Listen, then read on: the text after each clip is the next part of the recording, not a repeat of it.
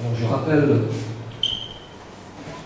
les outils de la transformation de Fourier que nous avons établis juste avant le Covid, c'est-à-dire juste avant le 12 mars 2020, bien sûr, où nous avions défini qu'est-ce qu'une transformation de Fourier. Cette transformation de Fourier travaille sur un espace que nous avons appelé l'espace L1, et nous avons introduit quelques propriétés de cette transformée. Alors je vais faire un rappel assez bref, et par la suite je terminerai ce chapitre pendant 3 ou bien 4 séances de cours sous cette forme-là.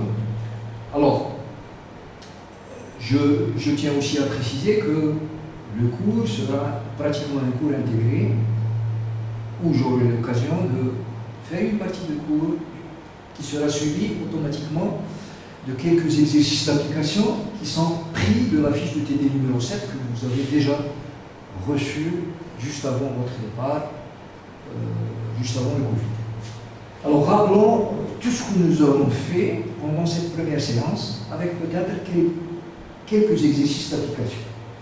Alors nous avons d'abord défini l'espace L1 sur lequel travaille cette transformée de Fourier. C'est quoi l'espace L1? Rappelez-vous, L1 de R, c'est l'espace des fonctions f qui sont définies de R dans C, tel que l'intégrale, là ça va être une intégrale étendue à toute la droite réelle de moins l'infini à plus l'infini, du module de f de x, puisque c'est une fonction générale à valeur f de x complexe, dx qui sera une intégrale convergente, finie.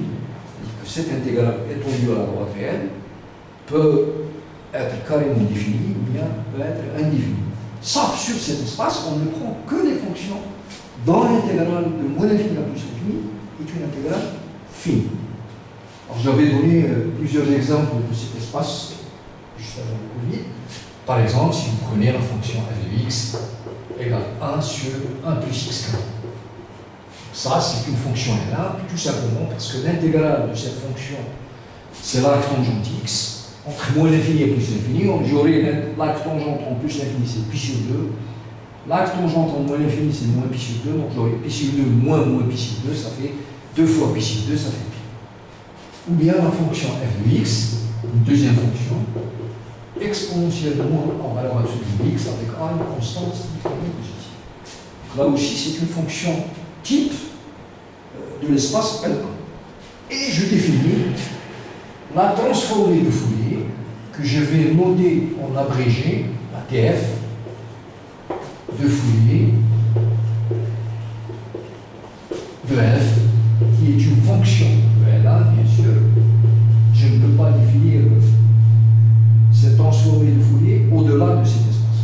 Je travaille uniquement cet espace pour garantir effectivement l'existence de la transformée de Fourier. Donc, en bref, cette transformée de Fourier, si vous prenez une fonction de L1, je la définis comme f de x. Donc, la fonction f travaille sur la variable x.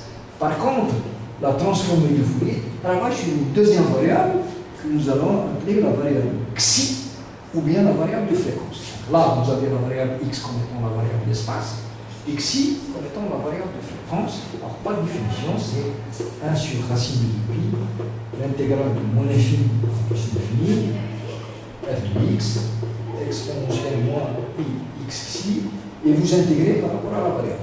Vous voyez que je fais intervenir une fonction à deux variables, la variable x et la variable xi. J'intègre par rapport à la variable x, donc automatiquement, cette variable va disparaître, il ne restera que la variable xi, donc vous aurez une fonction xi. Alors on dit que la transformée de Fourier transforme des fonctions dont la variable est la variable spatiale x vers des fonctions dont la variable est la variable fréquentielle, bien de fréquence ici. Alors, j'avais quand même fait deux remarques très intéressantes. C'est que la première remarque dit que si vous prenez deux fonctions, f et g dans L1, donc les transformées du Fourier sont égales. f de f égale f de g. Or, automatiquement, ceci implique que la fonction f est forcément égale à la fonction g. Donc, deux fonctions dont la transformée de Fourier est la même veut dire que les deux fonctions sont confondues, elles sont égales. Et ça, en mathématiques, veut dire que votre transformée de Fourier f est une application injective. Si elle est injective, elle sera automatiquement subjective sur son image, et alors bijective. Alors si elle est bijective, elle est inversible, cette transformée de Fourier. C'est pour cela cette transformée de Fourier possède une application inverse que nous allons appeler, que nous allons noter on va utiliser la notation standard mathématique d'une fonction inverse, c'est f-1 qui est qu'on va appeler la transformée de Fourier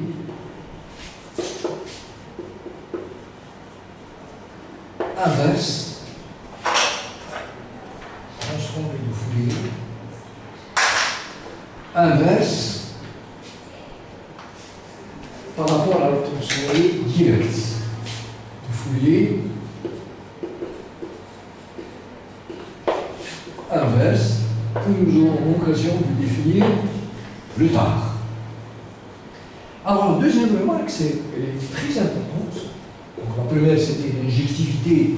Automatiquement, cela implique l'inversibilité de la transformée de Fourier. La deuxième remarque, faites attention, si vous prenez une fonction f de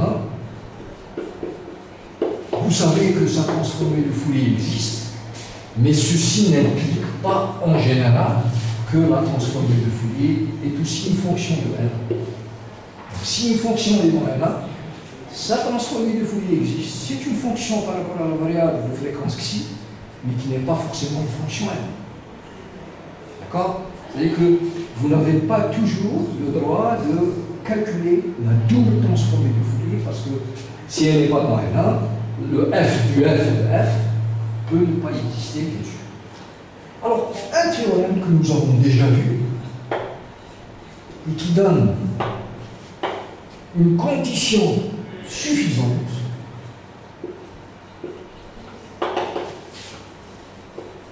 pour l'existence de l'ADF, pour l'existence de la TF, la TF, ça veut dire la transformée de Fourier.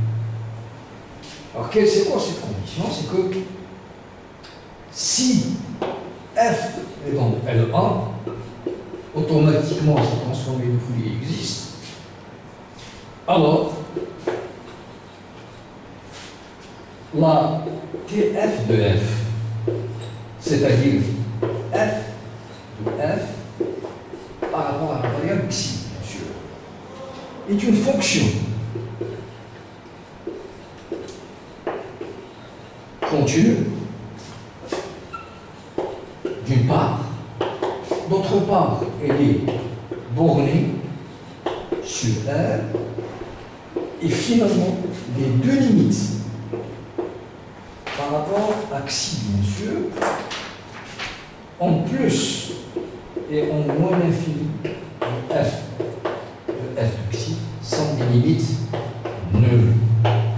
Voilà un théorème qui donne un test de vérité, un test pour vos calculs lorsque vous avez une fonction L1 et vous calculez sa transformée de Fourier.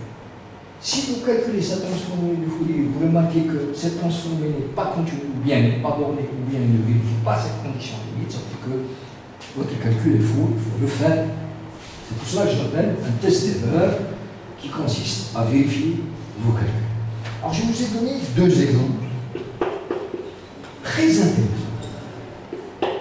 Alors le premier exemple, c'est que si je prends la fonction f de x, c'est ce qu'on appelle la fonction porte. C'est la fonction 1 si x est dans un intervalle moins a, avec bien sûr a c'est une constante positive, et 0 ailleurs.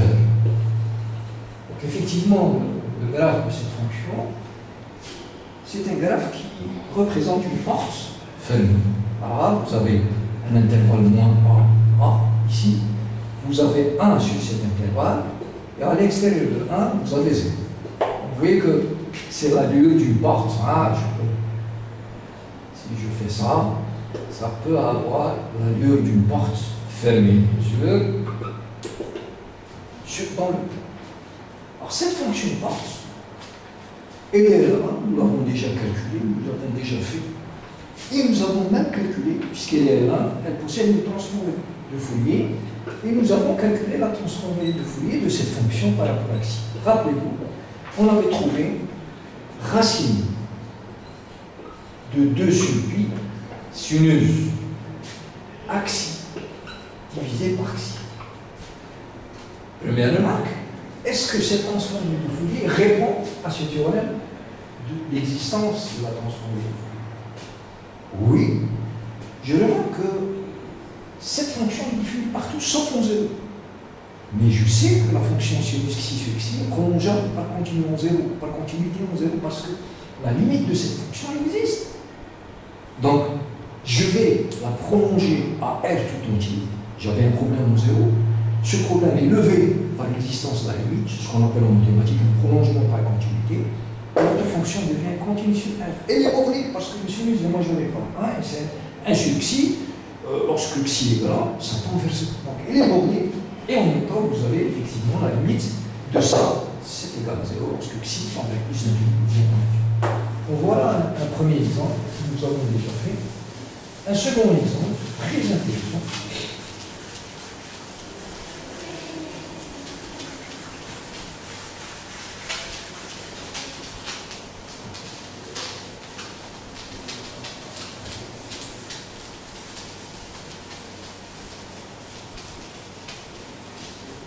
Le second exemple, c'est la fonction exponentielle. Si je prends f de x égale exponentielle moins a fois la valeur absolue de x. Alors cette fonction est une fonction L1 et je pense que le calcul de la transformée de Fourier de cette fonction est simple. Et vous m'avez effectivement établi que la transformée de Fourier de la fonction exponentielle moins a valeur absolue de x en xi, c'est exactement racine de 2 sur pi. Donc ça, c'est des calculs que nous avons déjà entamés avant le départ en cours. Donc c'est racine de 2 sur pi, a sur a2 plus xi. C'est un résultat à retenir parce que c'est une fonction qui revient toujours dans nos exercices et dans nos applications. Je remarque que c'est une fonction continue, il n'y a pas de problème, parce que le dénominateur est toujours différent de 0. C'est une fonction bornée, parce que cette fonction, à la limite, tend vers 0. Toute fonction qui tend vers 0 en plus ou bien en moins l'infini est une fonction forcément bornée. Donc voilà, et j'avais donné quelques propriétés de la transformée de Fourier que je vais rassembler dans un tableau sous la forme suivante. Alors,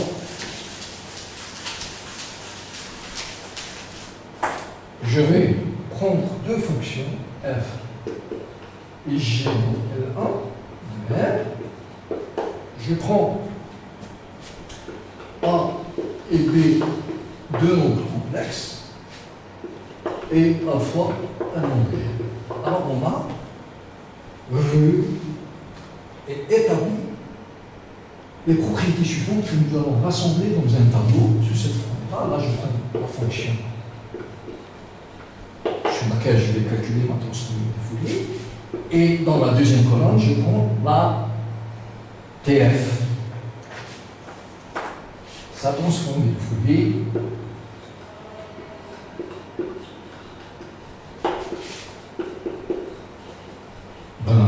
noter f de f en xi, ou bien pour simplifier un peu,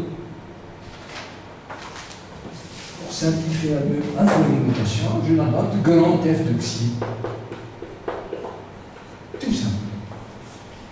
Alors, si vous prenez une combinaison linéaire du type AF plus BG, donc si vous avez deux fonctions f et g qui sont dans L1, AF plus BG reste dans L1. Donc, vous avez trois fonctions en fait. Vous avez f dans L1, g dans L1, et la combinaison linéaire AF plus BG aussi dans L1. Donc vous avez trois transformées de Fourier, celle de f, celle de g et celle de la combinée. Donc, quelle est la relation entre ces trois transformées? C'est que f de a, f plus bg n'est que a, f de f plus b, f de g. C'est-à-dire que la transformée de Fourier est une opération linéaire. C'est ça que ça veut dire la linéarité en mathématiques. Je suis propriétaire que vous connaissez.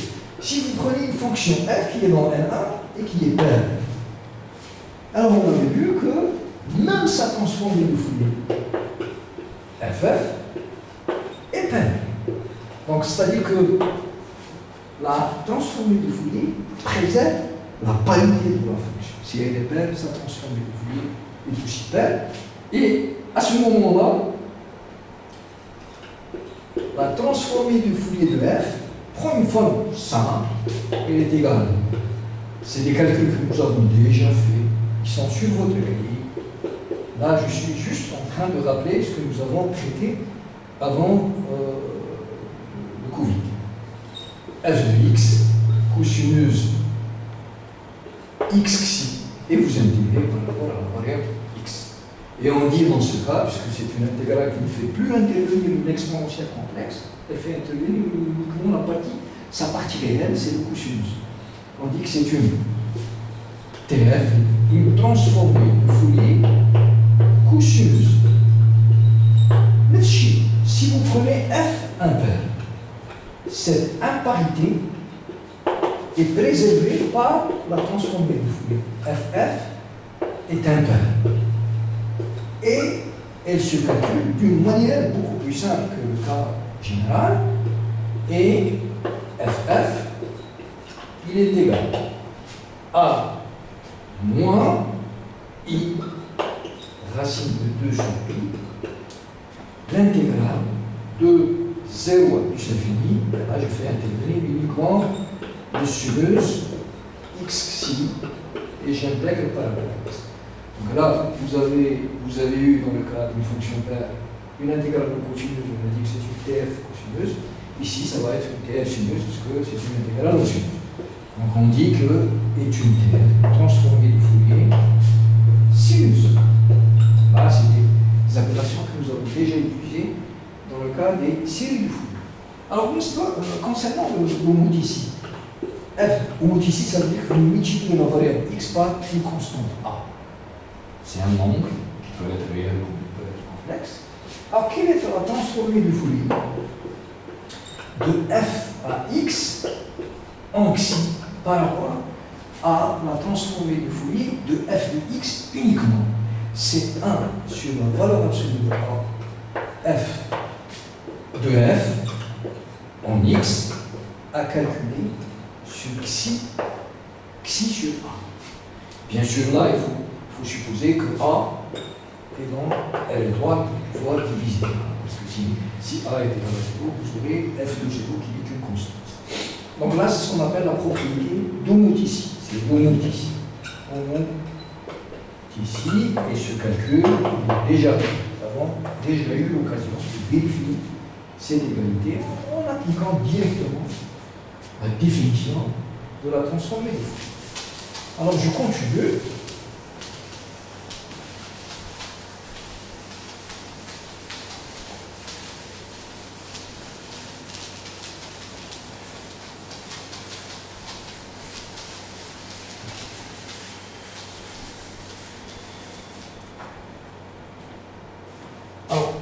Concernant la translation maintenant, translater, ça veut dire ajouter à la variable x une constante. Donc vous faites une translation de la variable x par le nombre b. Donc vous allez calculer la transformée de Fourier de f de x plus b en xi. Alors il est simple, à partir de la définition, de voir que ça c'est exponentielle ib xi f de f, maintenant uniquement en x, calculé sur xi. Donc c'est ce qu'on appelle la propriété de translation. Et finalement, si vous prenez exponentielle i alpha x, Là, c'est une fonction complexe par rapport à x, multipliée par la fonction f de x. Alors, c'est quoi la transformée de Fourier de ce produit? C'est une note ici, mais qui dépend de la variable x. Comme exponentielle alpha de x, f de x, alors c'est exactement f de f en x calculé sur xi moins b. Vous voyez là, une translation par rapport à la variable xi de moins alpha. J'ai utilisé la constante alpha au lieu de b. Donc voilà les 6 propriétés que je tenais à vous rappeler, que nous allons rencontrer souvent dans nos calculs. Alors maintenant, on va regarder dans un petit paragraphe supplémentaire quelle est la transformée de Fourier de la dérivée d'une fonction L1. Et là, vous allez retenir, vous allez avoir une propriété très intéressante qui va justement nous montrer que la transformée de Fourier joue un rôle très important dans la résolution des équations différentielles et des dérivées partielles. Pourquoi? Parce qu'elle permet tout simplement de transformer une dérivée vers une équation différentielle ou une dérivée partielle vers une équation algébrique très simple à résoudre. Vous remarquez que vous partez d'une équation difficile, différentielle ou une dérivée partielle, que vous allez transformer par Fourier vers une équation algébrique, que vous savez tous et toutes résoudre d'une manière simple et aisée, et on verra plus tard qu'à l'aide de la transformée inverse, je peux revenir à trouver, je peux revenir par cette transformée inverse à déterminer exactement les solutions d'équations différentielles, les solutions d'équations aux dérivées partielles que vous avez eu comme problème tout à fait au départ. Donc, qu'est-ce qu'il dit, cette transformée? Donc là, je vais résumer le résultat sous la forme d'un théorème très simple, dans lequel j'ai besoin de quoi? Alors, j'ai deux résultats. Si f est dans L1, dérivable, bien sûr, pour transformer une dérivée, il faut que la fonction soit dérivable. Donc, je dois supposer qu'elle est dérivable sur R, et je vais supposer que sa dérivée f' est aussi une fonction de L1. Donc, la fonction qui doit être dérivable, ainsi que sa dérivée, sont dans le même espace L1. Alors, si j'ai ça, quelle est la relation entre la transformée de Fourier de f' de x en xi et la transformée de Fourier de f en x en xi? Donc, ce n'est que xi. Ce n'est que le produit de la transformée de Fourier de f par cette variable x. Donc, vous voyez que je suis parti d'une dérivée par la transformée de Fourier. Je retrouve un polynôme de degré 1 en xi multiplié par la transformée de f en xi. Vous voyez, il n'y a plus de dérivée dans l'expression à droite. Et là, je prétends que ça, c'est une transformation d'une équation, d'une dérivée, d'une équation différentielle vers une équation polynomiale, une équation algébrique en xi. Parce que vous multipliez cette transformée de Fourier par le polynôme de degré 1 de xi. Et je peux généraliser ce résultat. Hein. Je peux généraliser ce résultat juste à côté. Hein. Si, maintenant, je suppose que f est dans L1 et qui est dérivable plus qu'une fois. F de classe Cn sur R. Ça veut dire qu'il est dérivable une fois et dans toutes les dérivées successives sont des fonctions continues sur R. On est habitué à ce symbole. Alors, et toutes les dérivées de l'ordre 1 jusqu'à l'ordre m sont des fonctions L1. Ça veut dire que f, f', f seconde, jusqu'à la dérivée d'ordre n sont des fonctions L1. Alors, f, pour la dérivée d'ordre m, une puissance entre parenthèses, ça veut dire que c'est un ordre de dérivation. Ça, c'est la dérivée d'ordre n. Donc, si, par généralisation dans la première égalité, c'est toujours xi à la puissance n, f de f x en xi. Voilà ce résultat pour une dérivée d'ordre 1 et pour une dérivée d'ordre n d'une manière générale. Ok?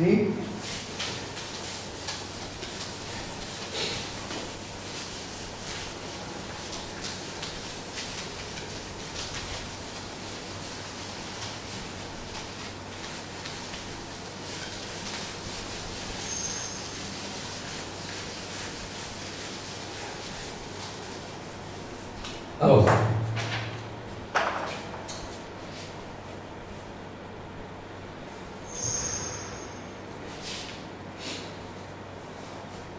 maintenant je vais m'intéresser, tout à l'heure c'était la transformée de Fourier de la dérivée, maintenant je vais dériver une transformation de Fourier lorsqu'elle est dérivable, bien sûr. Alors, un nouveau paragraphe, dériver, ou bien d'une manière générale, dérivation de la TF, de la transformée de Fourier. C'est-à-dire que je vais prendre une fonction R1 et je vais supposer que la transformée de Fourier de cette fonction R1 est une fonction par rapport à la variable xi de fréquence, dérivable, et je regarde quelle est la relation entre la dérivée de cette transformée de Fourier et la transformée de Fourier de f que vous aurez l'occasion bien sûr de calculer au départ. Alors voilà ce résultat, je vais l'énoncer sous la forme d'un théorème simple qui dit la chose suivante. Soit une fonction f dans L1 de R telle que l'application, la fonction qui a x associé x fois f de x. Cette fonction qui consiste à multiplier la fonction initiale f de x de L1 par une variable x. Et je suppose que cette fonction est aussi dans L1. Donc la fonction f ainsi que son produit par la variable x sont toutes les deux des fonctions L1. Intégrable sur R en valeur absolue, bien au module. Alors, conclusion de ces deux hypothèses, la fonction f en xi est dérivable sur R.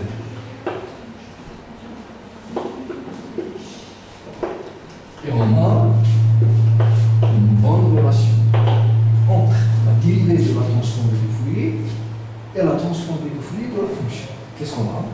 On a f, la transformée de Fourier de x, f de x, en xi. C'est une fonction L1, elle a une transformée de Fourier. Elle est égale à quoi? Elle est égale à i fois la dérivée par rapport à xi de f de x en xi. Ce résultat veut dire quoi? Veut dire tout simplement, lorsque la fonction f ainsi que son produit par x elle a automatiquement la transformée de Fourier de la fonction f est dérivable par rapport à xi. Et quelle est sa dérivée? Elle est liée à celle de, elle est liée à la transformée de Fourier de f de x fois f de x par cette relation. Ou bien, je peux écrire carrément la dérivée par rapport à xi de la transformée de Fourier de f en x en xi, c'est égal à cette transformée de Fourier divisée par i. Or, 1 sur i, rappelez-vous que 1 c'est moins i carré. Donc j'aurai 1 sur i, c'est moins i carré sur i, ça fait moins i. Donc ça, c'est exactement moins I f de x, f de x. Voilà un résultat très intéressant à avoir en tête. D'une manière générale, en général, comme tout à l'heure, parce qu'il s'agissait de calculer la transformée de Fourier, la dérivée d'ordre n d'une fonction. Alors, quelle est la dérivée d'ordre n d'une transformée de Fourier? Donc là, il faut supposer que x carré jusqu'à x1 fois f de x sont des fonctions n pour avoir une identité de ce type-là à l'ordre n. Donc, en général, si f est dans L1 de L, d'accord, tel que x puissance n, m c'est un nombre entier naturel non nul, f de x est dans L1.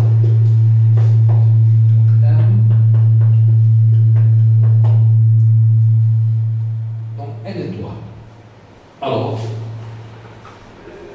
la TF, la transformée de Fourier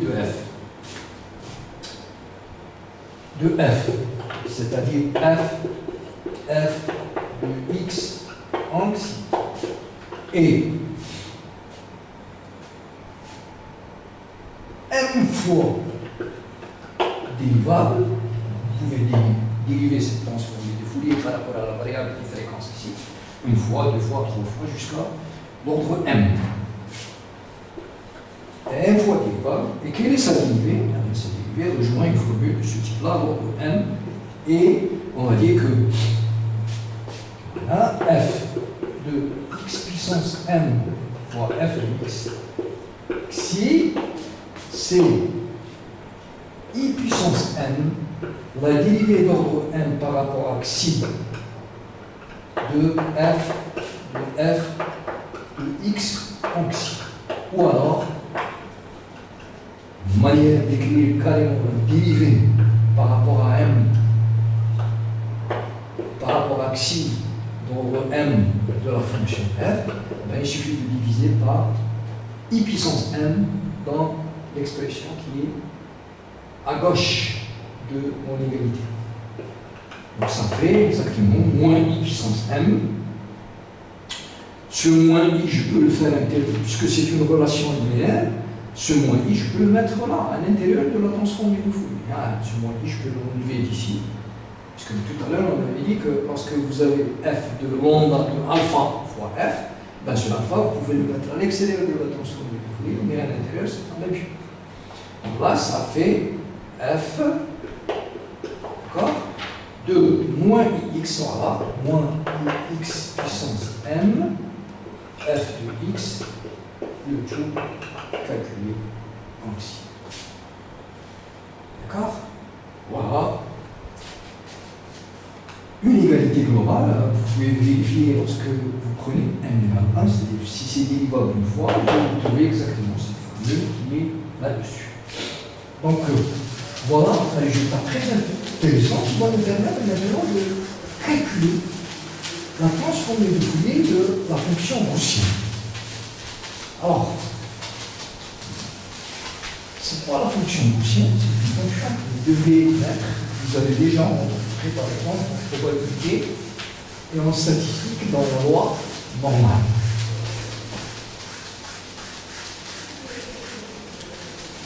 Alors, exemple très intéressant, type concours et examen, c'est un exemple qu'il faut bien retenir et retenir le principe de calcul de la transformée de Fourier de cette fonction. Parce que vous allez voir qu'il s'agit d'une fonction dont l'intégrale est difficile à calculer. Alors, calculons la TF transformée de Fourier de la fonction f de x égale exponentielle moins a x carré avec a strictement positif. D'abord, pour pouvoir calculer cette transformée de Fourier, il faut s'apercevoir que vous avez le droit de faire ce calcul. Pour avoir ce droit, il faut payer, il faut que la fonction soit une fonction N1. Alors, qu'est-ce que ça veut dire N1? Ça veut dire qu'il faut calculer l'intégrale de moins l'infini à plus l'infini, valeur absolue, exponentielle moins ax carré, sans oublier de dire que cette constante a est positive par rapport à la x. Or, justement, une exponentielle positive, je peux enlever également la valeur absolue. J'aurai ça. D'une part. D'autre part, je remarque qu'il s'agit d'une fonction paire. Le carré, si je remplace x par moins x, au carré, ce moins, il disparaît. Or, je sais que l'intégrale d'une fonction paire sur un intervalle symétrique, c'est 2 fois l'intégrale sur la moitié de l'intervalle de la même fonction. Donc ça, c'est 2 fois la moitié de l'intervalle moins l'infini plus l'infini, c'est 2 fois 0 plus l'infini, exponentielle, moins ax2 dx.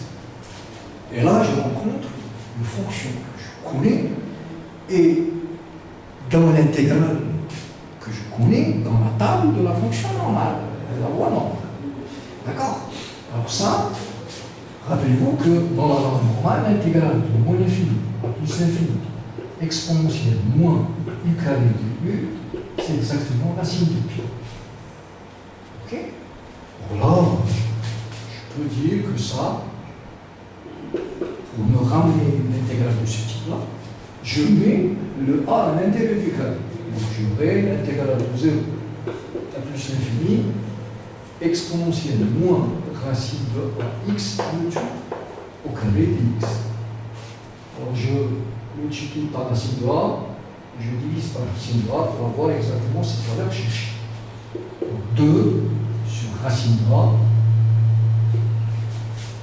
l'intégrale de 0 à plus l'infini,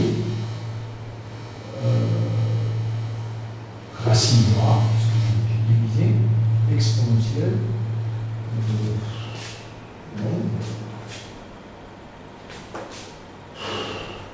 là, on peut simplifier le calcul, hein. Je peux le faire directement. Là, vous allez faire un changement de variable, t égale racine de a fois x. Alors, vous voyez que lorsque x égale 0, t égale 0, lorsque x tend vers plus infini, t aussi, donc j'aurai évidemment, j'aurai 2 exponentielle moins t carré. Et dt, c'est racine de a dx, ça veut dire que dx, c'est dt sur racine de a que j'ai. Et ça, c'est la moitié de l'intégrale de la loi normale. Si l'intégrale de moins l'infini à plus l'infini est égale à racine de pi, l'intégrale de 0 plus l'infini, c'est racine de pi divisé par 2. Donc j'aurai racine de pi sur. Donc cela confirme que la fonction exponentielle moins ax carré est une fonction L1. Donc j'ai le droit de calculer sa transformée de Fourier. Or justement, c'est quoi f de exponentielle moins ax carré en xi existe. Et par définition, cette transformée de Fourier de l'exponentielle de la gaussienne, ce qu'on appelle la fonction Gauss de la loi normale en xi, c'est 1 sur la racine de pi, l'intégrale de moins l'infini plus l'infini, exponentielle moins ax carré, exponentielle moins ix xi, et j'intègre par x. Vous voyez qu'il est pratiquement impossible, à cause du carré qui est là, de calculer cette intégrale. Impossible de le faire avant la. Alors qu'est-ce qu'on fait? On ne va pas s'arrêter, on ne va pas croiser les bras. On va justement appliquer les résultats du théorème précédent. Qu'est-ce que disait ce théorème précédent concernant la dérivation d'une transformation de Fourier? Il disait que il faut tester. Est-ce que le produit de votre fonction par x, ou bien x carré, ou bien x3, ou bien xn d'une manière générale, est une fonction L1? Là, je remarque que x exponentielle moins ax carré appartient à L1 de L. Pourquoi? Il ne suffit pas de le dire, il faut le confirmer, il faut justifier ce résultat. Car, pour que ça soit vrai, j'applique la définition. L'intégrale de moins l'infini à plus l'infini, valeur absolue. de x fois exponentielle moins ax carré dx. Donc là aussi, c'est une fonction paire à cause de la valeur absolue. Je peux dire que ça, c'est 2 fois l'intégrale de 0 à plus l'infini, x exponentielle moins ax carré dx. D'accord? Or, justement, je passe là-dessus. Je termine au-dessus du tableau.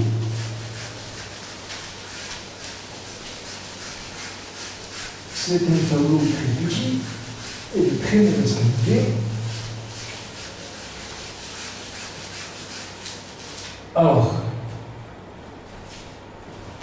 voilà, c'est bien. Alors, je remarque que si je livre exponentielle moins a x carré, je calcule ça. C'est quoi ça? Alors, rappelez, c'est une fonction, rappelons que c'est la dérivée d'une fonction composée.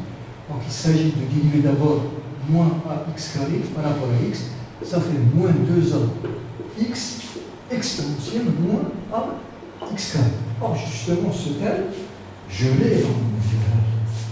Donc, finalement, x exponentielle moins a x carré, c'est moins 1 sur 2a exponentielle moins ax carré, le tout plus. Ce qui veut dire que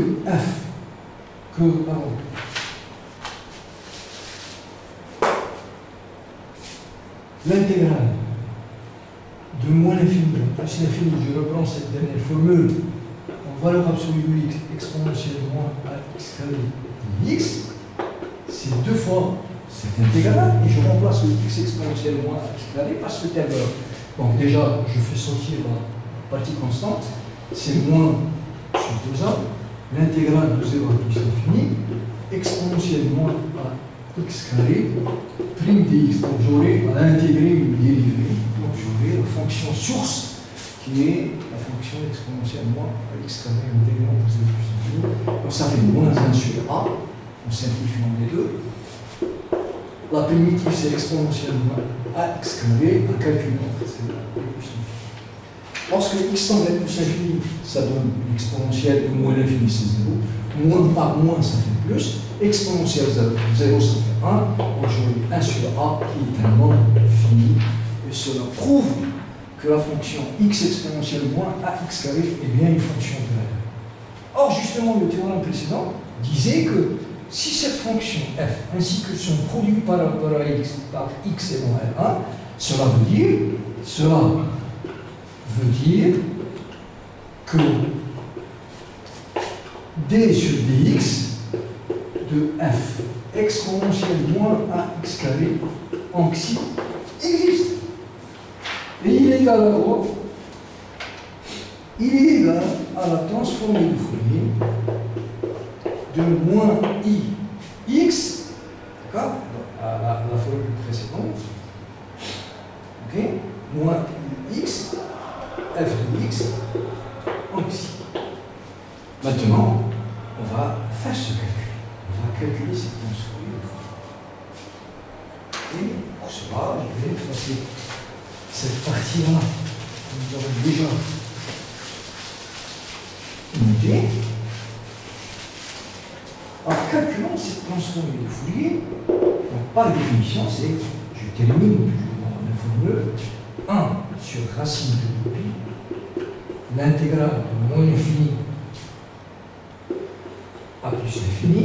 Ce moins i, je le fais sortir, donc ça me donne moins 1 ici, parce que c'est une constante qui n'est pas liée à x. Qu'est-ce qu'il me reste? Il me restera x exponentielle x fois exponentielle, moi c'est x, on place par sa valeur, exponentielle moins a x carré, donc exponentielle moins a x carré dx, d'accord? Il ne faut pas oublier l'exponentielle moins x xi dx. Ah. Ok? Et bien sûr, ça c'est égal à quoi? C'est moins I sur la racine de I, et j'applique l'égalité de tout à l'heure. Ça, c'est moins 1 sur 2A pour la dérivée de l'exponentielle. Donc ça fait moins, je le fais sortir directement, moins par moins, ça fait. Et là, je vais 2 moins 1, ben, avec le moins I, ça fait plus I, divisé par 2A. Donc là, je prolonge un peu la barre de quotient, et j'aurai l'intégrale de moins l'infini à plus l'infini. Donc, x exponentielle moins x carré par la constante que j'ai déjà fait sortir de l'intégrale, ce n'est que exponentielle moins a x carré prime exponentielle moins ix ici à intégré par la. Donc là, j'aperçois facilement qu'il faut faire une intégration quantique pour pouvoir calculer cette intégrale. Alors ça donne quoi? Ça donne. J'aurai, je pense, beaucoup d'espace pour ne pas déborder l'écran de la caméra. Alors j'efface là-dessus, on ne fait rien, et j'essaie d'avancer un petit peu. Alors, vous voyez que c'est quand même un travail un peu laborieux de pouvoir calculer cet ensemble de Fourier, mais c'est tout ensemble de Fourier standard. On va la calculer une fois. Lorsque vous aurez le résultat, il faut le tenir exactement comme les deux exemples que je vous ai rappelés tout à fait au début de cette séance. Alors ça me donne quoi? Je termine là-dessus. I sur 2A racine de pi fois, j'ouvre la collade. Alors l'intégrale de cette dérivée fois cette fonction, c'est le produit exponentiel moins a x carré exponentiel moins x xi à calculer entre moins l'infini et plus l'infini. Donc déjà, je remarque que ce terme-là est nul. Pourquoi? Ça, c'est une fonction bornée, puisque le module de cette fonction complexe, donc le comportement plus l'infini et moins l'infini est donné par cette fonction. Or, si x tend vers plus l'infini, exponentielle moins l'infini, c'est 0. Si x tend vers moins l'infini, le carré, elle devient plus l'infini, exponentielle moins l'infini, toujours c'est 0. Qu'est-ce qu'il nous reste? Il nous reste moins l'intégrale. Je vais transposer la dérivée de cette fonction vers ça. Lorsque je dérive cette fonction par rapport à x, j'aurai le terme moins xi qui va apparaître. Donc moins xi exponentielle moins ax carré fois exponentielle moins xi dx, et je ferme le bras. Donc finalement, j'aurai I sur 2A, racine de 2pi. Ce terme-là est mieux. Moins par moins, ça fait plus. Ça, c'est un terme constant par rapport à la variable d'intégration qui est x. Donc le xi, je l'aurai ici. Je fais sortir. Qu'est-ce qu'il me restera? Donc, moins l'infini. Il me restera moins l'infini. A plus l'infini. Exponentiellement à x2, exponentiellement xi dx. Voilà. Alors, ce que je remarque, c'est que j'aurai I fois x est moins xi sur 2a.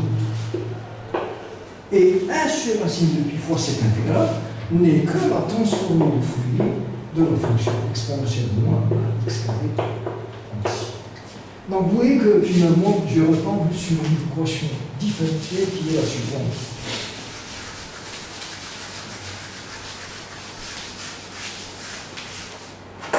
Alors, si je pose, c'est juste pour vous simplifier un peu les notations, que vous puissiez justement suivre facilement. Si je pose cette transformée de Fourier qui est une expression un peu longue, je vais la noter comme étant f de xi, c'est exactement f de l'exponentielle moins ax carré en xi. C'est juste une appellation. Alors, qu'est-ce qu'on a établi? On a établi que cette fonction est dérivable par rapport à xi, d'une part. Et nous avons même trouvé la valeur de cette dérivée. On a établi que f' de xi, c'est quoi? C'est moins xi sur 2a f de xi. Parce que ça, c'est exactement la fonction f de xi.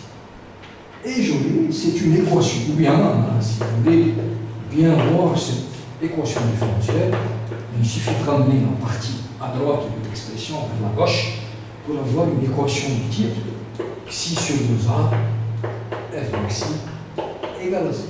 Pour ça, c'est une équation différentielle. C'est une équation différentielle, ordinaire, très simple, d'ordre 1, qui est linéaire, simple, et en plus de cette simplicité, elle est homogène, c'est-à-dire que le second nombre il est nul, égal à 0. Donc justement, on sait résoudre facilement ces équations différentielles, parce que n'oubliez pas, ce que vous cherchez, c'est cette transformée de Fourier.